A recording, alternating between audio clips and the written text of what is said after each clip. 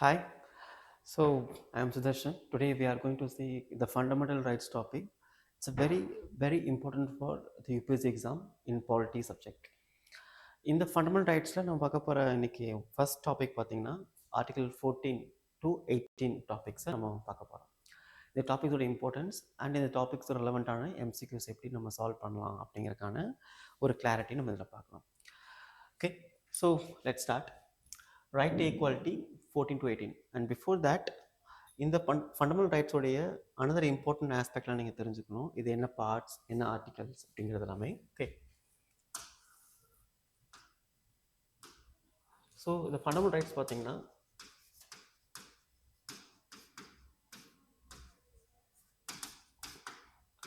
Part 3 of the Constitution, Article 12 to 35. So in the very two things important for prelims and as well as mains perspectives. Okay, so எந்த பார்ட்ல இருக்கு அப்படிங்கிறது important and எத்தனாவது article அப்படிங்கிறது important, எந்த ஆர்டிக்கல்லேருந்து எந்த article வரைக்கும் இந்த ஃபண்டமெண்டல் ரைட்ஸ் சாப்டர்ஸ் இருக்குங்கிறது இம்பார்ட்டன்ட். ஓகே, இன்னைக்கு நம்ம இந்த வீடியோ செஷனில் பார்க்க போகக்கூடிய ஆர்டிக்கல் பார்த்தீங்கன்னா article 14 to 18. Okay, article 14 to 18 வரைக்கும் நம்ம இதில் பார்க்க போகிறோம். And remaining articles we will see the further in sessions. Okay, so okay, right here, right to equality. So right to ஈக்குவாலிட்டின்னு என்னென்னா எல்லாருக்கும் எல்லாமே கிடைக்கிறது அப்படிங்கிறதுக்கான ஒரு பிரின்சிபாலிட்டியை கொடுக்கறது தான் ரைட் டு ஈக்குவாலிட்டி. அதில் 14, 15, 16, 17, 18 அப்படிங்கிற விஷயங்கள் எதை சொல்ல வருதுன்னா, எக்காரணத்தை கொண்டும் பீப்புள் எந்த ஒரு நேம்ஸ்லேயும், எந்த ஒரு ஸ்டேட்ஸ்லேயும், எந்த ஒரு religion wise, caste wise and language wise and status wise இன்இக்குவலாக ட்ரீட் பண்ணிடக்கூடாது, இன்இக்குவலாக ட்ரீட் பண்ணுற மாதிரியும் நினைக்கவும் கூடாதுங்கிற மாதிரி ஒரு சிச்சுவேஷன்ஸை, என்வரான்மெண்ட்டை நம்ம ப்ரொடெக்ட் பண்ணுறதுக்காக, ஒரு செட் பண்ணுறதுக்காக என்ன பண்ணுறோம், நம்ம இந்த மாதிரி ஆர்டிகல்ஸை நம்ம ஃபாலோ பண்ணுறோம். அப்போ இந்த மாதிரி ஆர்டிகல்ஸை ஃபாலோ பண்ணும்போது என்ன பண்ண முடியுது, எல்லாருக்கும் மேக்ஸிமம் ஈக்குவாலிட்டிஸை நம்ம இது மூலம் ப்ரொமோட் பண்ணுறோம். ஓகே, அதுக்காக அப்போ என்ன மாதிரி வேலைலாம் இன்இக்வாலிட்டி அப்படிங்கிறது இந்தியன் கான்ஸ்டியூஷனில் ப்ரொமோட் பண்ணுதுன்னா ஆர்டிகல் 14. அதில் first thing equality before law and equal protection of law. So எல்லாருமே சட்டத்தின் முன் சமம் அப்படிங்கிறத ப்ரொமோட் பண்ணக்கூடியதும் அண்ட் எல்லாருக்கும் அந்த ப்ரொடக்ஷன் அப்படிங்கிறது எந்த விதமான irrespective of caste, religion, race, caste and sex and place of birth, இந்த மாதிரி டிஃப்ரென்ஸ் இல்லாமல் எல்லாத்துக்குமான ஒரு சட்டம் திட்டத்தை கொடுக்கக்கூடியது தான் இந்த ஈக்குவாலிட்டி லா அப்படிங்கிறாங்க. அதான் article 14. Okay, next prohibition discrimination on certain grounds, article 14. So இந்த ஒவ்வொரு ஆர்டிகலும் என்னென்ன சொல்லுதுங்கிறது very important. Okay, so prohibition of discrimination on certain grounds. இந்த கிரவுண்ட்ஸ் அப்படிங்கிறது it's not only just caste, இது கேஸ்ட்டை பற்றி பேசக்கூடியது அண்ட் ரிலீஜியன் பற்றி பேசக்கூடியது அண்ட் பிளேஸ் ஆஃப் பர்த் பற்றி பேசக்கூடியது, தென் ஸ்டேட். ஸோ இந்த எல்லாத்துலேயுமே இந்த டிஸ்கிரிமினேஷன்ங்கிறது இருக்கக்கூடாது அப்படிங்கிறாங்க. அண்டு ஜெண்டர், செக்ஸ், இது எல்லாத்துலேயுமே என்ன இருக்கக்கூடாது, இந்த டிஃப்ரென்ஸ் இருக்கக்கூடாதுங்கிறாங்க. அதுதான் ஆர்டிகல் 15 பேசுது. ஸோ இந்த மாதிரி லிஸ்ட் அவுட் பண்ணதில் ஏதாவது உங்களுக்கு டிஸ்கிரிமினேஷன் யாராவது பண்ணியிருக்காங்க, இல்லை கவர்மெண்ட்டோ இல்லை ஒரு ப்ரைவேட் பாடியோ என்ன பண்ணுறாங்கன்னா இந்த மாதிரி நேம்ஸில் உங்களை டிஸ்கிரிமினேட் பண்ணுறாங்கன்னா is against the constitutional rights.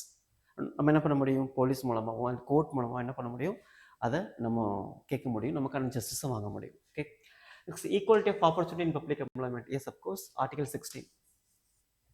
Article 16 பேசுறது equality of opportunity in public employment. So நமக்கான குவாலிஃபிகேஷன், எலிஜிபிலிட்டி இருக்கும்போது என்ன பண்ண முடியும், யார் வேணாலுமே ஒரு கவர்மெண்ட் சர்வீஸை வாங்க முடியும் அப்படிங்கிறதுக்கான ஒரு ஆப்பர்ச்சுனிட்டி தான் ஆர்டிகல் 16. இதோட எக்ஸப்ஷன் இருக்கு. என்ன எக்ஸப்ஷன்னா, women and backward peoples.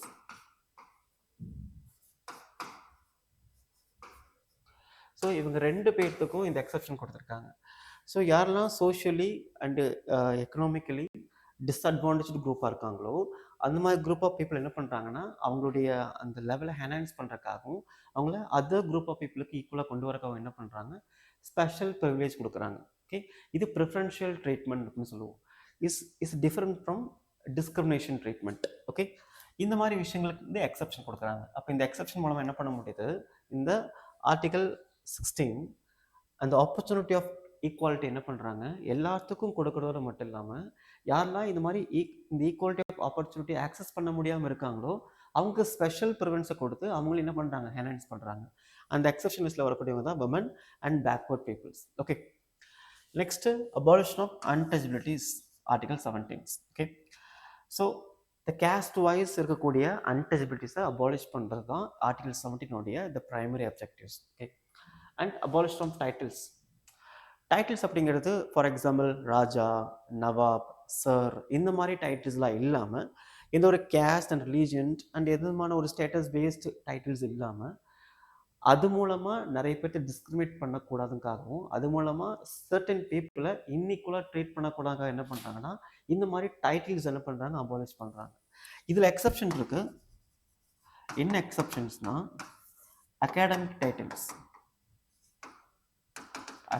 Titles இந்த மாதிரி விஷயங்கள் இருக்குது பார்த்தீங்களா. For example general and colonel and Bharat Ratna and Padmashri இந்த மாதிரி டைட்டில்ஸ்லாம் இருக்குது பார்த்தீங்களா. இந்த மாதிரி டைட்டில்ஸ் வந்து நமக்கு எக்ஸப்ஷன்ஸ் இருக்குது. ஏன்னா இதில் அவங்களுடைய ஹார்ட் ஒர்க்னாலையும் அவங்களுடைய எக்ஸலன்சினாலையும் அவங்களுடைய எக்ஸ்பீரியன்ஸ் அண்ட் நாலேஜ்னால என்ன பண்ணுறாங்க, இந்த மாதிரி டைட்டில்ஸ்லாம் கெயின் பண்ணுறாங்க.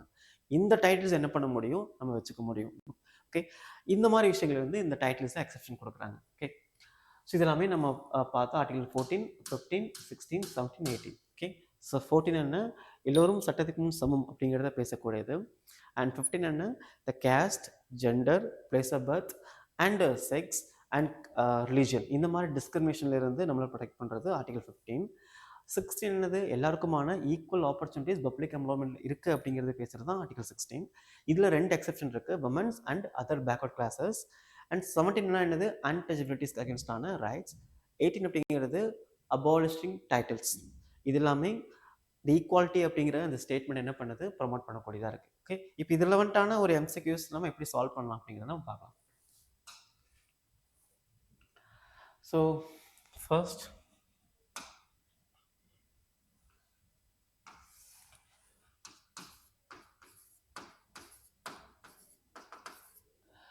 okay, Article 15 prohibit discrimination by state on which following grounds. Article 15 அப்படிங்கிற இந்த ஸ்டேட்மெண்ட் என்ன மாதிரி கிரவுண்ட்ஸில் ஃபாலோ பண்ணுறாங்க, ரிலீஜியன்ஸ் வைஸ் டிஸ்கிரிமினேட் பண்ணக்கூடாது, ரேஸ் வைஸ் டிஸ்கிரிமினேட் பண்ணக்கூடாது, கேஸ்ட் வைஸ் டிஸ்கிரிமினேட் பண்ணக்கூடாது, sex and place of birth இது எல்லாமே வரும். So option B is a right answer. Okay, next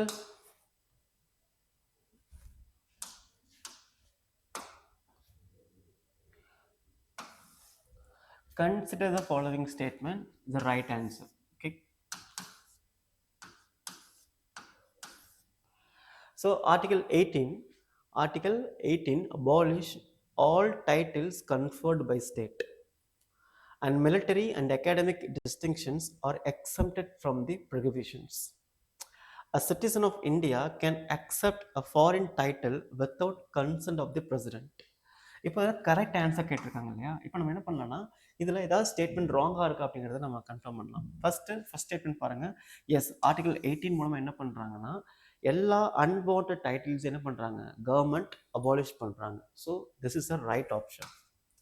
second, of course என்னதான் டைட்டில்ஸ் அபாலிஷ் பண்ணாலும் அகாடமிக் அண்ட் எக்ஸலன்சி வழியாக நம்ம கெயின் பண்ணக்கூடிய அடாப்ட் பண்ணக்கூடிய டைட்டில்ஸ் என்ன பண்ணுறாங்க, அதுலேருந்து ஆர்டிகல் 18 எக்ஸப்ஷன் கொடுக்குறாங்க. So option 2 is also right. Third statement, நீங்கள் வெளியில் போய் நீங்கள் எங்கேயாவது நீங்கள் ஒரு பட்டம் வாங்கும்போதோ ஏதாவது ஒரு கண்ட்ரியில் நீங்கள் ஒரு டைட்டில் நீங்கள் கெயின் பண்ணும்போதோ என்ன பண்ணணும்னா நம்ம கண்ட்ரியோடைய பிரசிடெண்ட்டை நீங்கள் ப்ரேயராக அப்ரூவல் வாங்கியிருக்கணும், அதுக்கான கன்சர்ன் வாங்கியிருக்கணும். அப்படி வாங்குறதுங்கிறது மேண்டேட்ரி. பட் இந்த ஸ்டேட்மெண்ட் பாருங்கள், citizen of India can accept a foreign title without consent of the president. So not without, is with consent of the president. So option 3 is incorrect. So 3 incorrect சொல்லும்போது எங்கெல்லாம் இருக்குது, 3 டீயில் இருக்குது. And yeah, so அப்படி சொல்லும்போது நமக்கு இந்த 2 statement கரெக்டாக இருக்குது. So option B. Okay, so 1 and 2 கரெக்ட்னால option B is right answer. 3 அப்படிங்கிறது கன்சர்னோட வாங்கியிருக்கணும், பட் கன்சர்ன் இல்லைன்னு கொடுத்துருக்காங்க. So 3 is incorrect. So option D வராது. So option B is right answer. Okay, so இந்த மாதிரி தான் என்ன பண்ணுறாங்கன்னா இந்த ரைட் ஈக்குவல் ரிலவெண்ட்டான எம்சிக்யூஸை ஃபார்மேட் பண்ணுறாங்க. And next MCQ is consider the following statement. இதுவும் பார்த்தீங்கன்னா அது ரைட் ஆன்சர். ஸோ இந்த மாதிரி விஷயங்களை நீங்கள் நோட் பண்ணணும். இது கரெக்டாக இல்லை இன்கரெக்டாக. இன்கரெக்டாக இருந்தால் என்ன பண்ணணும், நீங்கள் ஸ்டேட்மெண்ட் படிக்கும்போது இன்கரெக்டாக இருந்துச்சுன்னா அங்கே வந்து ஆப்ஷன்ஸ் எதை எலிமினேட் பண்ண முடியும்னு பார்க்கணும். கரெக்டாக இருக்கும்போது நீங்கள் அதை அண்டர்லைன் பண்ணிவிட்டு நீங்கள் ஸ்டேட்மெண்ட் படிக்கும்போது அது இன்கரெக்டாக இருந்துச்சுன்னா நெக்ஸ்ட் ஸ்டேட்மெண்ட் ஜம்ப் ஆகாமல் அந்த இன்கரெக்ட் ஸ்டேட்மெண்ட் என்ன பண்ணுங்கள், ஆப்ஷனை வந்து எலிமினேட் பண்ண முடியுதா அப்படின்னு பாருங்கள். ஓகே, அது very very important. So first, Article 15 prohibits the discriminations only by state. Okay. Second, Article 15 allows special provisions for women and children. Discriminations on the grounds of place of birth is prohibited under Article 13. Sorry, 15. Okay. இதில் லைட்டாக height பண்ணிக்கலாம். So இது number 1 statement, இது number 2 statement, இது number 3 statement. Okay, இப்போது third statement வரலாம். Discrimination on the grounds of place of birth is prohibited under article 15. Yes, correct. So not only place of birth, including gender and sex and caste, religions, இது எல்லாமே வரும். Okay, so article 15 is right. So statement 3 is the right answer. Next, Article 15 allows special provision for women and children. Yes, correct. So the two statements also right. In first statement, see, Article 15 prohibits discrimination only by state. இப்போ நீங்கள் ஒரு government office போகிறீங்க, அந்த government office என்ன பண்ணுறாங்கன்னா Q நிற்கிறாங்க. அந்த Q என்ன பண்ணுறாங்கன்னா, நீங்கள் நிற்கும்போது உங்களை சொல்கிறாங்க, இப்போது சம்மன் நிற்கிறாங்கன்னா சம் பர்சன் சொல்கிறாங்க, நீங்கள் அங்கே நிற்காதீங்க. ஏன் நிற்காதீங்கன்னா, நீங்கள் இந்த கேஸ்டோடைய பீப்புளாக இருக்கீங்க, நீங்கள் இந்த ரிலீஜன் பீப்புளாக இருக்கீங்க, நீங்கள் இந்த ஸ்டேட் பீப்புளாக இருக்கீங்க, அதனால் என்ன பண்ணக்கூடாது, நீங்கள் அந்த க்யூவில் நிற்கக்கூடாது அப்படின்ட்டு அவங்கள அந்த க்யூலேருந்து எக்ஸ்க்ளூட் பண்ணுறாங்கன்னா it's a kind of discrimination. அப்போது ஸ்டேட் என்ன பண்ணக்கூடாது, டிஸ்கிரிமினேஷன்ஸை எந்த ஒரு பப்ளிக்கிட்ட என்ன பண்ணக்கூடாது, காட்டக்கூடாது. ஓகே, பட் இன்னொரு முக்கியமான விஷயம் என்னென்னா, ஸ்டேட் மட்டும் வரமாட்டாங்க, ப்ரைவேட் பீப்புளும் வருவாங்க. ப்ரைவேட் பீப்புள்லாம் யாருன்னா, ஃபார் எக்ஸாம்பிள் இப்போ என்ன பண்ணுறாங்கன்னா, ஒரு ஷாப்பில் க்யூ நிற்கிறாங்க ஒரு ப்ராடக்ட்டை வாங்குறதுக்காக. அந்த ஷாப்புடைய ஓனர் என்ன பண்ணுறாங்கன்னா, அந்த க்யூ நிற்கக்கூடிய ஒரு சம் ஆஃப் தி பீப்புள் என்ன பண்ணுறாங்கன்னா எக்ஸ்க்ளூட் பண்ணுறாங்க. இப்போது என்ன மாதிரி டேர்ம்ஸில், இப்போ நான் சொன்ன other terms, caste wise, religions wise, இல்லை ஜெண்டர் வைஸ், இல்லை பிளேஸ் ஆஃப் பர்த் வைஸ் என்ன பண்ணுறாங்கன்னா, நீங்கள் நிற்காதீங்கன்னு எக்ஸ்க்ளூட் பண்ணும்போதும் என்ன ஆகும், அது kind of discriminations. So state மட்டும் ஃபாலோ பண்ணக்கூடிய விஷயங்களை மட்டும் வராது, ஒரு ப்ரைவேட் இண்டிவிஜுவல் ஒரு கவர்மெண்ட் ஆஃபீஸ்லேருந்து வெளியே யாராவது ஃபாலோ பண்ணாலும் வரும். ஓகே, ஸோ கவர்மெண்ட் ஆஃபீஸ்க்குள்ளே தான் டிஸ்கிரிமினேஷனுங்கிறது நம்ம எடுத்துக்க மாட்டோம். கவர்மெண்ட் ஆஃபீஸ்க்கு வெளியே ஒரு ப்ரைவேட் பர்சன் இன்னொரு பர்சன்ஸ் இந்த மாதிரி டிஸ்கிரிமினேட்டிவ் ட்ரீட் பண்ணாலுமே அது என்ன தான், இது against article 15 constitution. Okay, so இதில் ஒன்லி ஸ்டேட் மட்டும் கொடுத்துருக்காங்க, அது இன்கரெக்ட். ஸோ ப்ரைவேட்டும் வருவாங்க. கவர்மெண்ட் மட்டும் டிஸ்கிரிமினேட் ட்ரீட் பண்ணால் மட்டும் தப்பு கிடையாது, அதர் இண்டிவிஜுவல் டிஸ்கிரிமினேட் ட்ரீட் பண்ணாலும் தப்பு தான். Okay, so 1 is incorrect. 1 is incorrect now. So D and B is also B, C, D is eliminated. So only A is the right answer. Okay, so 2 and 3 is the correct answer. Statement 1 is incorrect because only state கொடுத்திருக்காங்க, statement கிடையாது, private individual இதுல வரும். Okay, so next, which of the following statements regarding Article 16? Article 16 is the correct answer. இது correct answer. இதை நீங்கள் என்ன பண்ணணும், note பண்ணிக்கணும். ஓகே, இப்போ இந்த இடத்துல ஒவ்வொரு ஸ்டேட்மெண்ட்டாக நம்ம பார்க்கலாம். First is the guaranteed equality of opportunity and interest in matters of public employment. Yes, correct. ஏன்னா 16ங்கிறது என்ன சொல்லுதுன்னா ஈக்குவாலிட்டி ஆஃப் ஆப்பர்ச்சுனிட்டி பற்றி தான் பேசுது இதில் பப்ளிக் எம்ப்ளாய்மெண்ட்டில். So 1 statement is right. Second statement, reservation in promotion is explicitly provided in original constitution. No. So கான்ஸ்டியூஷனை நம்ம எனாக்ட் பண்ணும்போதே அதில் ரிசர்வேஷன் அப்படிங்கிற இந்த கான்செப்ட்லாம் இல்லை. ஓகே, அதுக்கப்புறம் லேட்டராக தான் ஆட் பண்ணியிருந்தாங்க. லேட்டர் ஆட் பண்ணால இந்த second statements incorrect.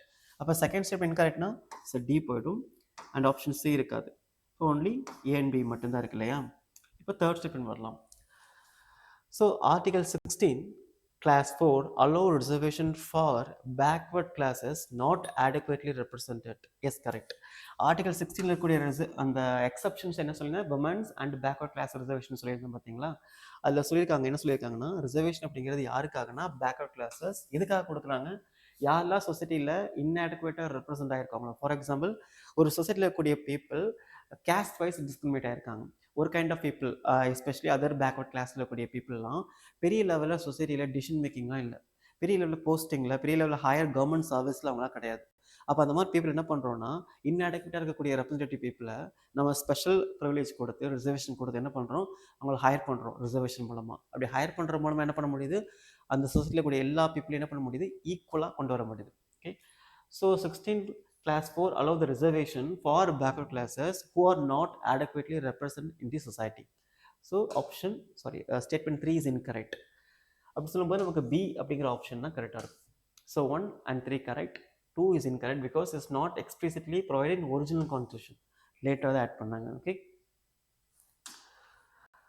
So it's all about right ஈக்குவாலிட்டியோடைய ரிலவெண்ட்டான MCQs and statements. Clear? So ஏதாவது டவுட்ஸ்னால் என்ன பண்ணுங்கள், நீங்கள் கமெண்ட் செக்ஷனில் கமெண்ட் பண்ணுங்கள், நான் உங்களுக்கு கிளாரிஃபை பண்ணுறேன். Okay, thank you all.